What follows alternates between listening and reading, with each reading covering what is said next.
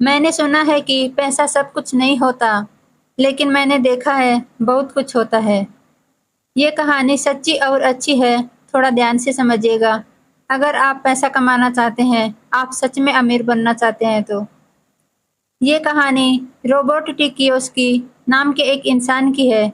इनकी एक प्रसिद्ध किताब है रिच डैड पुअर डैड।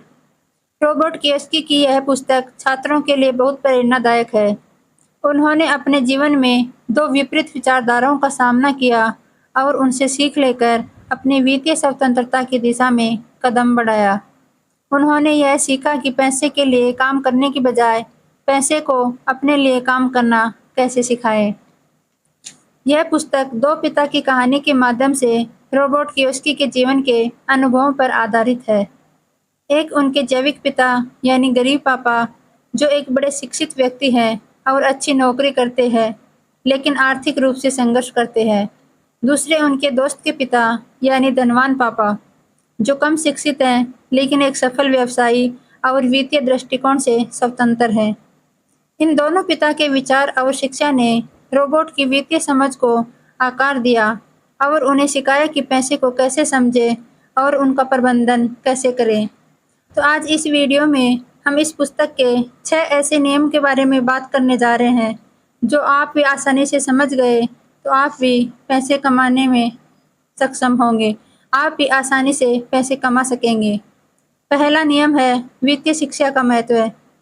गरीब पापा का मानना था कि अच्छी शिक्षा और नौकरी ही सफलता का मार्ग है, जबकि धनवान पापा ने सिखाया कि वित्तीय शिक्षा और निवेश का ज्ञान अधिक महत्वपूर्ण है।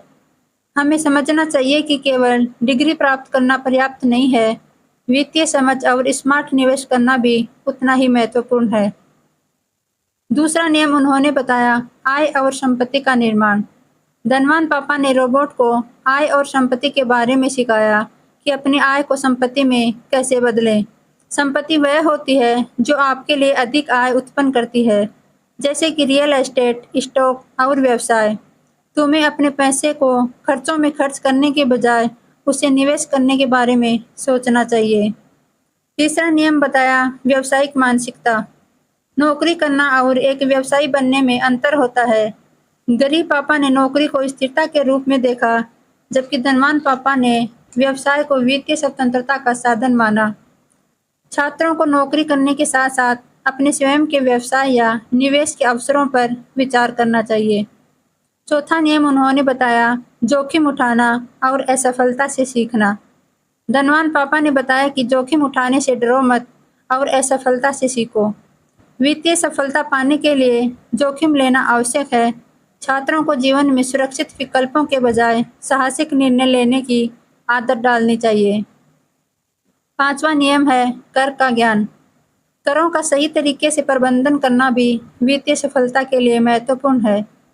धनवान पापा ने कियोसाकी को सिखाया कि कैसे करों को कम से कम रखा जाए और अधिक से अधिक बचत की जाए।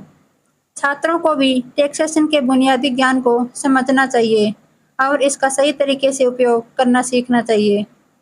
छठा नियम है समय का महत्व।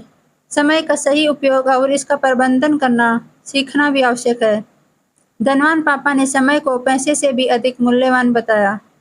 छात्रों को अपने समय का सही तरीके से उपयोग करना आना चाहिए और इसे अपनी शिक्षा और निवेश की दिशा में लगाना चाहिए।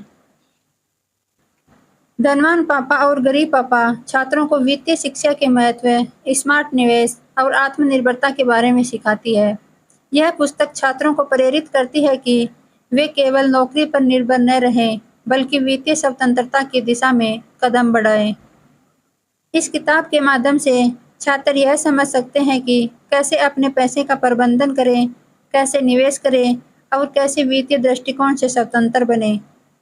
यह पुस्तक एक अद्वितीय और प्रेरणादायक संसाधन है, जो आपको जीवन में सफल और आत्मनिर्भर बनने की दिशा में मार्गदर्शन करती है।